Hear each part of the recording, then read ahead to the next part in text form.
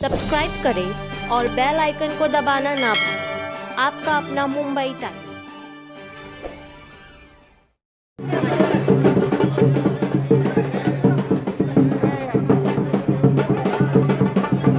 बहुत हर्ष की बात है कि महाराष्ट्र के एक बड़े ही कद्दावर नेता, जो कई बार महाराष्ट्र की विधानसभा में, देश की लोकसभा में चुनकर आए, अलग अलग विभागों के मंत्री के रूप में काम किया, महाराष्ट्र में 2 बार मुख्यमंत्री के रूप में काम किया, ऐसे अशोकराव जी चव्हाण साहब, इन्होंने भारतीय जनता पार्टी में प्रवेश किया है। और अभी अभी हमारे प्रदेश अध्यक्ष बावनकुळे जी ने उनको पार्टी का प्राइमरी मेंबर, उनको पार्टी की प्राइमरी मेंबरशिप देकर और उनका ससम्मान भारतीय जनता पार्टी में प्रवेश दिया है। हमारे लिए बहुत हर्ष की बात है, क्योंकि आज हम सभी लोग देखते हैं कि पूरे देश में मोदी जी ने जिस प्रकार का विकास का कार्य किया है और जिस प्रकार से भारत का चेहरा और चित्र बदला है, इससे प्रभावित होकर कई पार्टियों के बड़े बड़े नेता जो है, इनको भी ये लगता है कि देश की इस विकास की राह में हम भी मोदी जी के साथ अपना योगदान दें। और इसी के चलते कई कद्दावर नेता भारतीय जनता पार्टी में आ रहे हैं। और महाराष्ट्र में हमारे लिए बहुत सौभाग्य की बात है कि अशोकराव चव्हाण जी जैसे एक कद्दावर नेता ने भारतीय जनता पार्टी में प्रवेश किया है।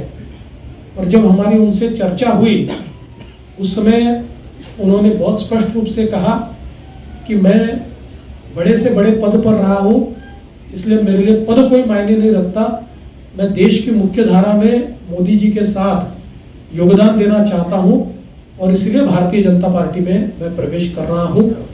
तो हम सभी की ओर से हम उनका स्वागत करते हैं। उन्होंने कांग्रेस पार्टी का भी इस्तीफा दिया है और वे विधायक पद पर चुनकर आए थे, उस पद का भी उन्होंने इस्तीफा दिया है और उसके बाद फॉर्मली भारतीय जनता पार्टी को उन्होंने ज्वाइन किया है।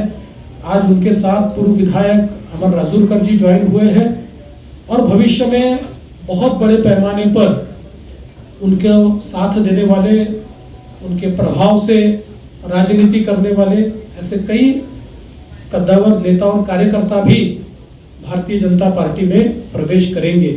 प्रवेश के कारण महाराष्ट्र में और विशेष रूप से मराठवाड़ा में भारतीय जनता पार्टी और हमारी जो महायुति है, इसको निश्चित रूप से फायदा होगा।